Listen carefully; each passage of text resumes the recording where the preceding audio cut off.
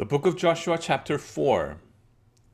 When the whole nation had finished crossing the Jordan, the Lord said to Joshua, "Choose 12 men from among the people, one from each tribe, and tell them to take up 12 stones from the middle of the Jordan, from right where the priests are standing, and carry them over with you, and put them down at the place where you stay tonight." So Joshua called together the 12 men he had appointed from the Israelites, one from each tribe, and said to them, "Go over before the ark of the Lord your God into the middle of the Jordan. Each of you is to take up a stone on his shoulder, according to the number of the tribes of the Israelites, to serve as a sign among you.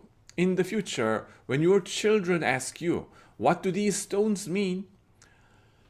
tell them that the flow of the Jordan was cut off before the ark of the covenant of the Lord. When it crossed the Jordan, the waters of the Jordan were cut off. These stones are to be a memorial to the people of Israel forever." So the Israelites did as Joshua commanded them.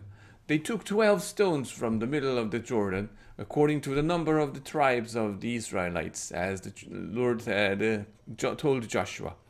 And they carried them over with them to their camp, where they put them down. Joshua set up the 12 stones that had been in the middle of the Jordan at the spot where the priests who carried the Ark of the Covenant had stood. And they are there to this day. Now the priests who carried the ark remained standing in the middle of the Jordan until everything the Lord had commanded Joshua was done by the people, just as Moses had directed Joshua. The people hurried over, and as soon as all of them had crossed, the ark of the Lord and the priest came to the other side while the people watched. The men of Reuben, Gad, and the half-tribe of Manasseh crossed over, ready for battle, in front of the Israelites as Moses had directed them. About 40,000 armed for battle crossed over before the Lord to the plains of Jericho for war. That day the Lord exalted Joshua in the sight of all Israel, and they stood in awe of him all the days of his life, just as they had stood in awe of Moses. Then the Lord said to Joshua, "Command the priests carrying the ark of the covenant law to come up out of the Jordan." So Joshua commanded the priest, "Come up out of the Jordan." And the priest came up out of the river carrying the ark of the covenant of the Lord. No sooner had they set their feet on their dry ground than the waters of the Jordan returned to their place and ran at flood stage as before. On the 10th day of the first month, the people went up from the Jordan and camped at Gilgal on the eastern border of Jericho. And Joshua set up at Gilgal the 12 stones they had taken out of the Jordan. He said to the Israelites, "In the future, when your descendants ask their parents, 'What do these stones mean?' tell them, 'Israel crossed the Jordan on the dry ground. For the Lord your God dried up the Jordan before you until you had crossed over. The Lord your God did to the Jordan what he had done to the Red Sea when he dried it up before us until we had crossed over.' He did this so that all the peoples of the earth might know that the hand of the Lord is powerful, and so that you might always fear the Lord your God." Chapter 5. Now when all the Amorite kings west of the Jordan and all the Canaanite kings along the coast heard how the Lord had dried up the Jordan before the Israelites until they had crossed over, their hearts melted in fear, and they no longer had the courage to face the Israelites. Circumcision and Passover at Gilgal. At that time the Lord said to Joshua, "Make flint knives and circumcise the Israelites again." So Joshua made flint knives and circumcised the Israelites at Gibeath Harathloth. Now this is why he did so.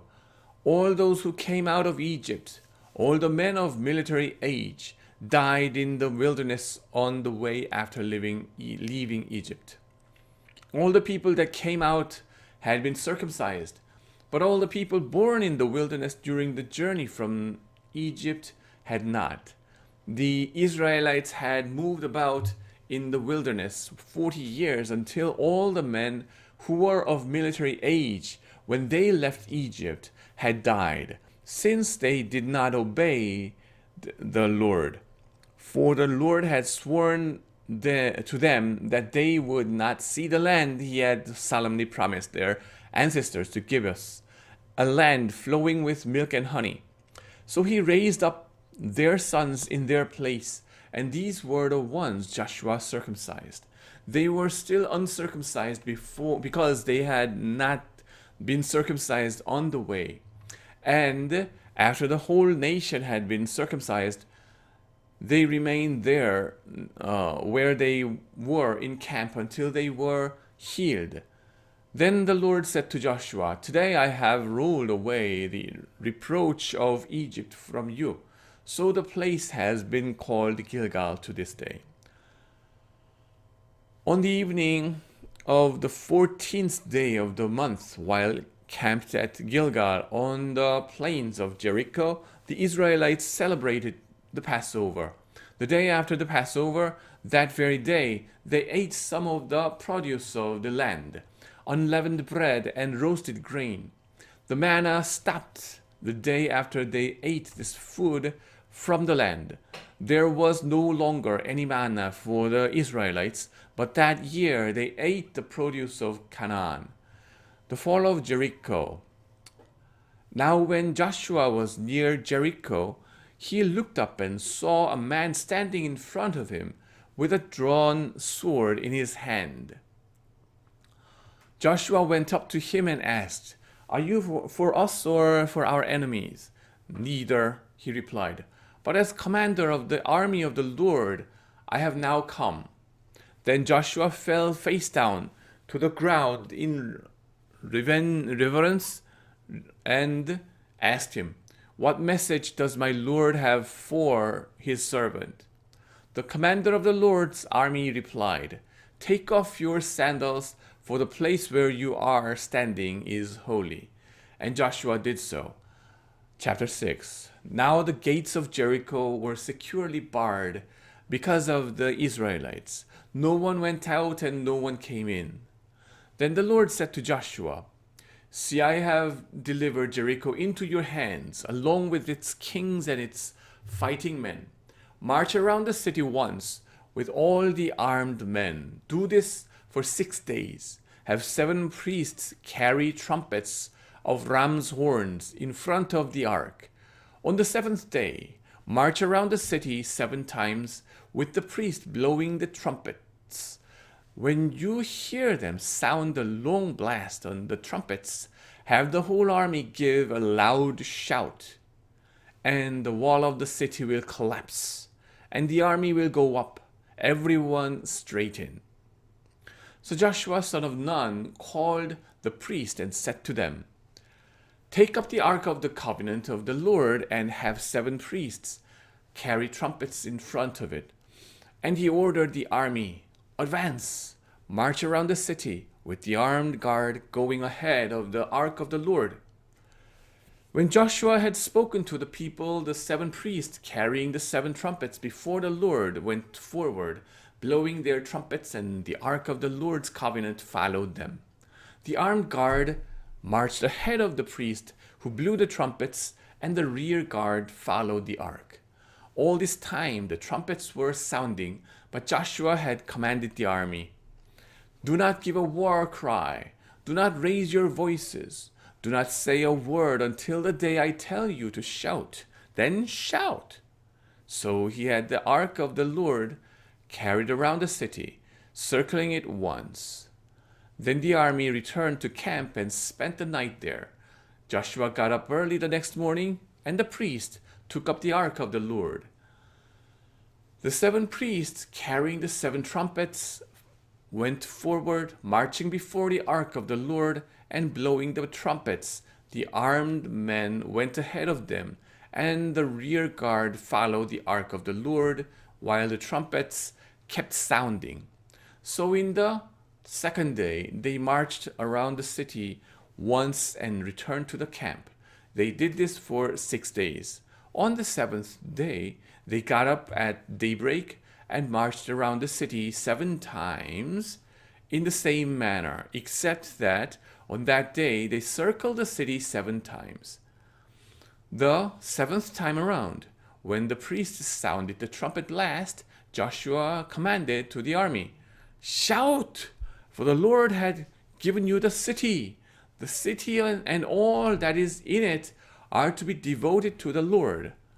Only Rahab the prostitute and all who are with her in her house shall be spared, because she hid the spies we sent.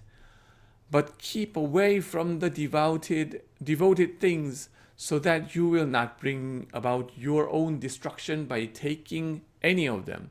Otherwise, you will make the camp of Israel liable to destruction and bring trouble on it. All the silver and gold and the article of bronze and iron are sacred to the Lord and must go into his treasury."